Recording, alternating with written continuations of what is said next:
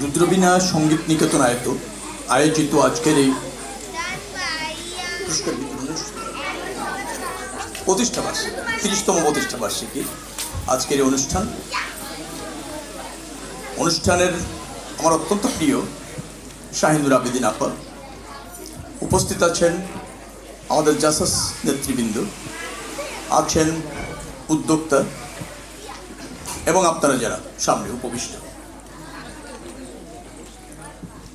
শাহিনুর আপা দীর্ঘদিন ধরে চেষ্টা করে যাচ্ছেন আমাদের সংস্কৃতিটাকে সমৃদ্ধ করবার জন্য, মননের চর্চা করবার জন্য, নৈতিকতা প্রতিষ্ঠিত করবার জন্য।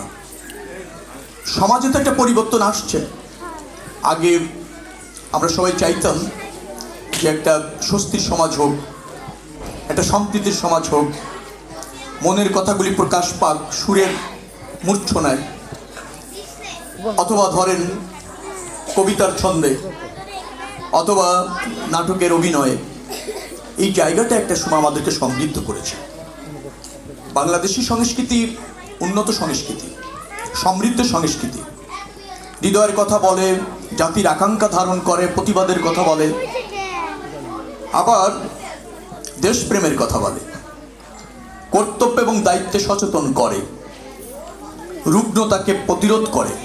এরকম একটা সংস্কৃতি আমাদের খুব সমৃদ্ধ ছিল বলছে এই কথা এই কারণে যে আমরা যান্ত্রিক হচ্ছি, আমরা অন্য সংস্কৃতির আগ্রাসনের কাছে আত্মসমর্পণ করছি, আমরা সংস্কৃতিকেও ব্যবসার উপাদান হিসেবে প্রতিষ্ঠিত করতে চলেছি। কারণ সব কিছুর মধ্যেই প্রফিট, স্বার্থ, ব্যক্তি গোষ্ঠীর স্বার্থ প্রাধান্য পেতে চলেছে। তার মধ্য দিয়েও বাংলাদেশের জাতীয়তাবাদী দল প্রতিষ্ঠিত করেছিল এক সময় এই জাসাস, এবং সেই জাসাসও শাহিনুর আবেদিন আমার এই ধানমন্ডি থানা জাসাসকে সমৃদ্ধ করছেন দীর্ঘদিন ধরে। আপনারা যারা এখানে আসছেন আজকে অধিকাংশই আমার মনে হয় শিক্ষার্থী, অধিকাংশ, এবং তাদের অভিভাবকরা এখানে আছেন। আমি আরও বেশি কৃতজ্ঞ তাদের প্রতি যাদের সন্তানকে এখনো পর্যন্ত সংগীত অথবা সাংস্কৃতিক চর্চার মধ্যে রাখতে চাচ্ছেন, কারণ আপনারাই আমাদের গর্বের নেশন। আপনার সন্তান যখন এই সাংস্কৃতিক অঙ্গনকে অলঙ্কিত করবেন তখন জাতি অলঙ্কিত হবে। আমরা রাজপথে থেকে প্রতিরোধ করতে জেনেছি, কিন্তু চর্চার মধ্যে, মননের মধ্যে প্রতিবাদ, প্রতিরোধ, ন্যায্যতা কিভাবে প্রতিষ্ঠিত করতে হয় তার জন্য সঙ্গীত চর্চা বলেন, আমাদের সাংস্কৃতিক চর্চা বলেন, আমাদের কৃষ্টি বলেন, আমাদের ঐতিহ্য, অতীত ঐতিহ্য, এগুলি কিন্তু ছাড়া, সমৃদ্ধ করা ছাড়া সম্ভব নয়। অর্থাৎ প্রতিবাদ কিন্তু মিছিলে নয়, শুধু প্রতিবাদ সঙ্গীতে, ন্যায্যতা শুধু মিছিলে নয়, প্রতিবাদে নয়, প্রতিরোধে নয়, ন্যায্যতা কিন্তু আবৃত্তিতে, ন্যায্যতা কিন্তু নাটকে আছে। এই জায়গাটা যে আপনারা সমৃদ্ধ করতে চাচ্ছেন আপনার সন্তানকে যুক্ত করে, এই জন্য আপনাদের কাছে আমাদের দলের পক্ষ থেকে কৃতজ্ঞতা, এবং আমাদের দলের এই অঞ্চলের একজন প্রতিনিধি নির্বাচিত হওয়ার স্বীকৃতি পাওয়া ব্যক্তি হিসাবে আমার ব্যক্তিগত কৃতজ্ঞতা। এই সংগঠনটি আমি দীর্ঘদিন ধরে চিনি। আমার অন্তত ৫-৭ বার সুযোগ হয়েছে এই অনুষ্ঠানে, মানে এই ধরনের বিগত দিনে আয়োজিত অনুষ্ঠানে উপস্থিত হবার।